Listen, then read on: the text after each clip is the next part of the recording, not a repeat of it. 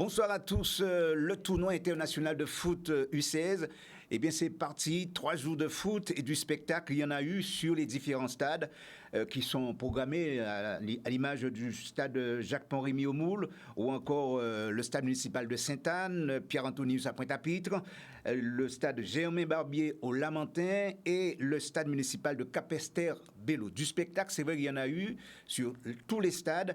Et puis je reçois ce soir Raphaël Bahia, qui est le coach de Flamengo. Bonsoir. Qui ne parle pas français. Bonsoir. Bonsoir. Mais justement, nous avons pris toutes les précautions nécessaires puisque nous avons avec nous Bénédicte Da Silva, qui est la traductrice. Bonsoir. Bonsoir.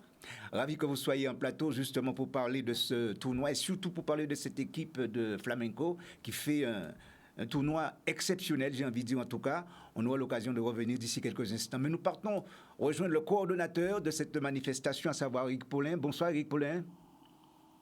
Bonsoir mon ami. Oui Eric, alors c'est vrai que je le disais, il y a eu beaucoup de spectacles sur les différents stades et un tournoi qui a bien commencé en tout cas.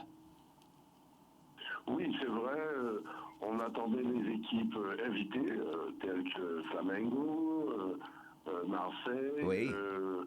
Rennes, Le Havre, enfin toutes les équipes invitées. Et finalement, on a eu une superbe journée avec des matchs très disputés, quel que soit, mais même sur le plan local, oui. des sélections qui ont rencontré même le CFA. Enfin, ça a été une journée très très bien. Mais ce qui m'a le plus plu, c'est qu'on a senti même chez les Brésiliens une très très grosse motivation.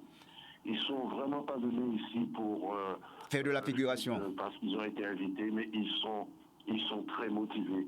Et à la mi-temps ou à la fin du match, on entend le coach vraiment leur faire comprendre que l'idée c'est, on est en Guadeloupe, mais c'est Flamengo qu'on défend. Et ça, c'est magnifique. Après, il y a eu de superbes rencontres entre les équipes de l'extérieur et celles des équipes locales. Oui. Si le score n'est pas flatteur pour nous, mais ça a été quand même des rencontres très disputées, quoi. Très disputées. Des rencontres très disputées. Vraiment, on a passé une super journée. Oui, c'est vrai. Et puis, surtout, il y a le CERFA qui a fait une belle entrée, une belle entame, en tout cas, en ce qui concerne cette compétition aussi, le CERFA. Allô? Non, je disais justement, il y a le CERFA qui a fait une belle entame aussi. Je crois qu'on s'est perdu. Ah, Eric? Là c'est mieux. Là, c'est mieux. Bon, là. Oui, alors je disais justement, il y a le CERFA qui a fait un très très bon début de tournoi aussi. Oui, qui a fait un bon début de tournoi. Mais cet après-midi, alors le CFA, me semble-t-il, a fait match nul oui. Pour une sélection locale. Mm-hmm. Et pour se qualifier demain, il va falloir absolument que le CFA gagne. Oui, ça c'est vrai, c'est vrai. Ça va pas être facile, parce que les qualifiés sûrs que nous avons, c'est des équipes qui ont eu 2 victoires. Flamengo, je crois que Rennes a 2 victoires aussi. Il y a une équipe qu'on avait sous-estimée qui est Torcy, qui a une victoire, un match nul contre le Havre. Oui. Attention, demain, il peut y avoir des surprises, mais bon. Alors, on verra parce que, oui. Oui, on verra d'ici quelques instants le classement. Mais le CFA, c'est vrai, face à la Martinique, s'est imposé sur le score de 2-1. Ça, c'était ce matin. Et puis, dans l'après-midi, effectivement, oui. Dans l'après-midi, le CFA a fait match nul face à Basse-Terre, la sélection de Basse-Terre, sur le score de 1 but partout. Mais cette équipe du CFA, pour l'heure, occupe la 2e place, juste derrière Flamengo. J'ai pas vu les classements encore. Oui, non, mais je l'ai sous les yeux. Pas. Oui, moi je pense que oui, mais attention, demain il faut gagner. Oui. Il faut gagner. Je sais plus, j'ai pas le programme en tête, mais je crois que le CFA rencontre demain. Il faut que je regarde. Non, mais demain le CFA rencontre justement Flamengo. C'est ça. Ah oui. Ah oui, le CFA rencontre Flamengo, oui. Demain. Alors, effectivement, il faut absolument que le CFA fasse au moins un match nul ou une victoire pour espérer être dans les 2 premiers. Oui. Ça va être difficile, mais bon, en football, comme tu le sais, mon ami, Oui. Le match d'aujourd'hui, c'est pas le match de demain. Ah, ça, c'est vrai.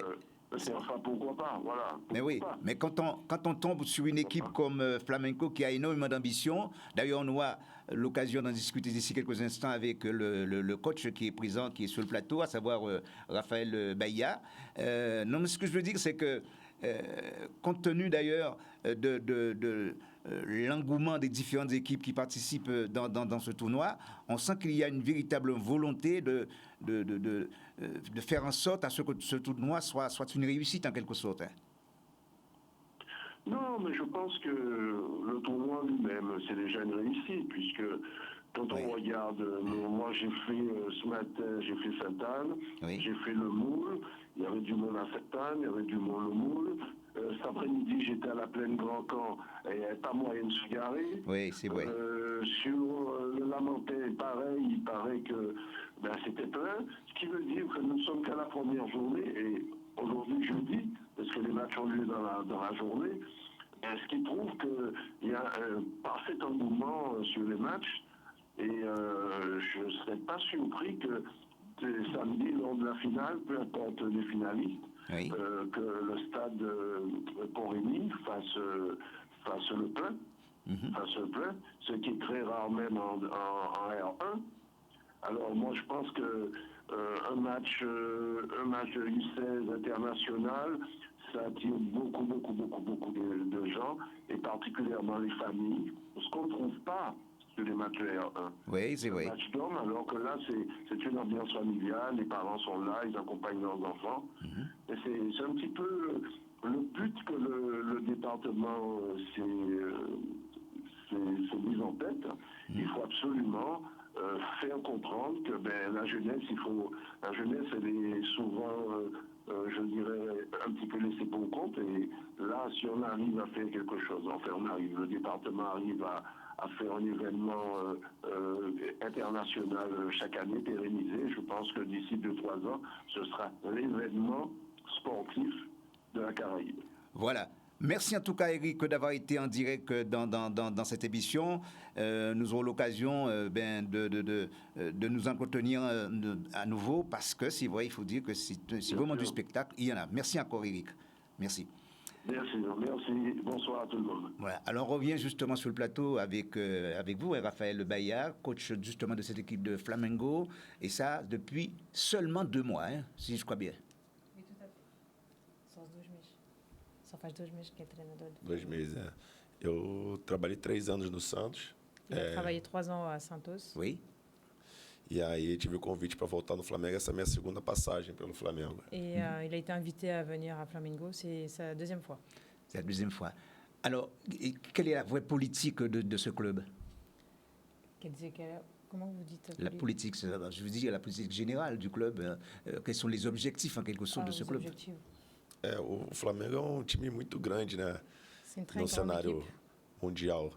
E a cobrança no Flamengo é sempre de formar bons jogadores e sempre participar das competições e sermos campeões. De former des meilleurs joueurs pour les compétitions. Alors, former les meilleurs joueurs, surtout, j'ai pris certains renseignements et il semblerait que Josh Lana, qui porte le numéro 10, justement, soit retenu dans l'équipe professionnelle de Flamengo. Joshua. Tem um contrato profissional? Você já tem um contrato profissional? Sim. Já. Joshua tem. Oui. Né? Na verdade, já tem o Joshua, o Lucas Vieira. Lucas Vieira aussi également. O Pablo, Lúcio. Lúcio Pablo. E 2 jogadores que estão machucados e não vieram, lateral esquerdo. Et 2 autres joueurs qui sont blessés qui n'ont pas pu venir. Oui, qui n'ont pas pu venir. Não vieram. Okay. Et d'autres joueurs qui n'ont pas pu venir, mais ils sont aussi, ont aussi des contrats professionnels. Dans ce club de flamenco, est-ce qu'il y a une vraie politique? C'est quoi en gros cette équipe de flamenco sur le plan professionnel? On a déjà répondu. C'est que créer des champions en fait. Créer des champions. C'est ce qu'il a dit tout à l'heure. D'accord. On revient maintenant sur le tournoi. Quand vous avez commencé le tournoi, vous vous êtes dit quoi? Vous vous êtes dit, voilà, il faudrait tout de même que nous sortions grandis dans cette compétition. Quando começaram o torneio, o que é que você pensou? Primeiro a gente pensou no cansaço da viagem, porque a gente... La fatigue du voyage déjà était Mas dure. depois que nós vimos o Fluminense tinha participado no ano anterior da competição. Ils ont su que Fluminense avait déjà participé à ce type de tournoi ici. Oui, a gente viu que era uma competição bastante disputada, e ainda mais com as equipes do futebol francês, como o Olympique de Marseille e o Rennes. Então a gente aceitou o convite, sabendo da qualidade da competição, e a gente está muito feliz, muito contente com o nível de disputa e organização da competição. Donc il disait que apparemment cette compétition a été, comme elle a été déjà faite par Fluminense, oui. Ils se sont dit que ça doit être une bonne compétition, et quand ils ont vu les équipes françaises, ils ont été très, très contents d'être conviés. Et justement, alors quel regard qu'ils portent justement sur ces équipes françaises? Que você acha das equipes francesas? Do outro grupo a gente ainda não enfrentou, né? A gente acabou enfrentando as seleções daqui, as regionais. Ouais, pour le moment, on n'a pas encore affronté aucune équipe française, seulement les équipes locales. Mas o que a gente acompanha no Brasil são equipes bem organizadas taticamente, com os padrões táticos bem definidos. E com certeza isso aí vai dificultar bastante os próximos jogos. Oui, mais justement, c'est un tournoi qui est très relevé parce qu'il y a des équipes quand même de renom qui font partie d'ailleurs de ce tournoi. Exactement. Je pense au Stade Rennais, entre autres. Il y a l'Olympique de Marseille et puis il y a aussi le Havre. Alors, est-ce qu'il connaît un peu ces équipes? Oui, justement, ce qu'il disait, qu'il a déjà bien observé. C'est des équipes qui sont connues au Brésil par leur technique de football et leur diversité. Você conhece qual time de futebol francês? Olympique, Lyon, PSG, a gente acompanha bastante. Voilà, ils observent beaucoup en fait. Le football français. Oui. L'Olympique, Lyon et le PSG. Alors, ça se passe comment vous avez un centre de formation, ça se passe comment? Quel est le comportement des gamins dans ce centre de formation? Você tem um centro de formato? Tem um centro? O CT. É o CT. O Flamengo hoje conta com o CT com 8 campos, junto com o profissional. A base treina junto com o profissional. La base de l'équipe joue avec des professionnels. Ils ont 8 terrains de foot au centre technique. Ils ont combien? 8 terrains de foot. 8 terrains de foot. E aí a ideia do clube é montar dentro do CT um estádio com capacidade de 2 a 3 mil pessoas e ampliar para mais 3 campos de grama natural. Là, le but aujourd'hui, c'est de créer un stade pour accueillir 2 à 3 000 personnes et donc avoir 3 terrains supplémentaires. D'accord. Et c'est un objectif clairement affiché de Flamengo pour ça? Oui. É o Flamengo que decidiu criar isso. Porque assim, o Flamengo é um clube muito grande no Brasil e hoje é referência por títulos, por grandeza. Então, assim, a demanda de atleta, o clube é muito forte em relação a patrocínio, a investimento. Então, assim, hoje o clube é uma referência no futebol nacional. Le club aujourd'hui est une grande référence du monde footballistique au Brésil. Donc, les athlètes viennent beaucoup plus facilement et ils sont obligés de s'agrandir. Ce sont des investissements et tous les partenariats qu'ils ont aussi qui leur demandent. Oui. Alors, vous allez rencontrer justement le CERFA demain. Vous allez jouer contre le CERFA en ouverture, donc c'est à partir de 10h. Comment allez-vous aborder ce match face au CERFA? Amanhã você encontra o CERFA. Qual que você pensa? Amanhã de manhã você encontra o CERFA. A gente acredita que vai ser um jogo bem difícil. A gente sabe que eles vão em busca da classificação também, mas a gente fez uma partida hoje abaixo do que a gente esperava. E a gente espera amanhã voltar a ter o DNA rubro-negro, para que a gente consiga fazer um jogo muito melhor do que a gente fez hoje, para a gente passer à prochaine phase mais consolidée. Donc aujourd'hui, cet après-midi surtout, ils étaient en dessous de leurs moyens. Oui. Donc ils espèrent quand même faire mieux demain matin contre le CERFA et ils ont hâte. Oui, alors justement le CERFA qui a joué ce matin contre la Martinique, victoire justement du CERFA sur le score de 2-1. Je vous propose d'écouter le coach de la sélection de la Martinique, Patrick Cavelan. C'est vrai qu'il Oh, je dirais qu'il n'était pas très content, mais après tout, c'est le résultat. Victoire du CFA sur le score de 2-1. Je vous propose de l'écouter. Paddy Kavelan. Un match qu'on a commencé correctement, on a dominé la totalité de la première mi-temps. On a 3 ou 4 occasions de mener au score, on n'arrive pas à scorer. Cette équipe du CFA n'a aucune occasion sur le premier temps. Et puis nous, en deuxième temps, ils viennent nous chercher un peu plus haut. On continue à essayer de ressortir alors qu'il fallait sûrement casser la première ligne pour sortir de ce pressing. Ils arrivent à marquer sur une erreur défensive. On revient au score, on reprend l'avantage dans le jeu. On domine à nouveau cette rencontre. Et sur un corner, on se fait cueillir à fois un joli corner, joli but. Donc félicitations à cette équipe du CFA. À nous de se reconcentrer pour continuer le tournoi. Oui, c'est vrai. Donc, 2-1 pour cette équipe du CFA.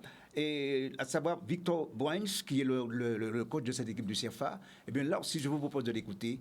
Il était particulièrement heureux de cette victoire. Il y a eu beaucoup de pression de notre côté, surtout en première période. Moi, je voulais féliciter l'équipe de Martinique, la sélection qui a quand même proposé plus de contenu et qui a été dominante sur la première partie. Après, dans les tournois, comme ça, sur ce genre de temps de jeu, il faut être efficace.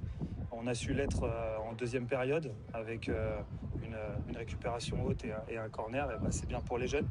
Et moi, j'attends quand même de la part de notre équipe un peu plus de contenu. Aujourd'hui, là, on commence le tournoi. Donc, on va avoir des retours sur les différents terrains. Je pense qu'il y a un bon tiers des équipes qui proposent vraiment un plateau très relevé avec des vraies individualités. Peut-être une deuxième partie qui peuvent rivaliser sur certains temps en espérant justement être dans des très bons jours et en pleine confiance. Et d'autres aussi, le dernier tiers qui joue au courage et qui veut montrer ce qu'il sait faire. Oui, c'est vrai que ça ne va pas être facile face à l'équipe de Flamengo, en tout cas demain matin, sous le coup de 10 heures. Donc, mais on ne sait jamais, hein, coach.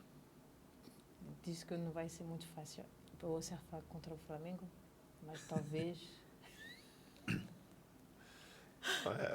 O futebol hoje em dia é muito globalizado, muito nivelado. A gente sabe que as equipes que às vezes não têm nem tanto desenvolvimento técnico, mas durante um jogo ele pode definir, pode dificultar bastante nosso jogo de amanhã. Le football est très démocratisé aujourd'hui et on ne sait pas ce qui peut arriver demain. Oui. Même si on était très technique, il peut se passer d'autres choses. Voilà. Alors, l'ensemble des différents résultats, je vais vous le donner. Dans la poule A, donc le Stade Rennais qui était opposé à Marie-Galante, 5-0 pour le Stade Rennais. L'OREM et la sélection de Ganter se sont neutralisés, score de parité 1 partout. Victoire de l'OM face à, ça c'est dans l'après-midi, victoire de l'OM face à Marie-Galante 4-0. 2-0 pour le Stade Rennais face à la sélection de la Ganter. Et puis dans la poule B, le Havre qui était opposé à Cap Excellence, 3-0 pour le Havre. L'entente Ganter US Torcy 4-2 pour Torcy. Dans l'après-midi, Cap Excellence et l'entente Ganter, eh bien ce sont les joueurs de l'entente Ganter qui se sont opposés 2-0 et 0-0 entre le Havre et l'US Torcy. Dans la poule C, Flamengo a donc battu la sélection de la Bastère 5-1. Le CFA et la Martinique, victoire du CFA 2-1. Ça, c'est dans la matinée. Puis dans l'après-midi, la sélection Ganter et le CFA se sont neutralisés un partout.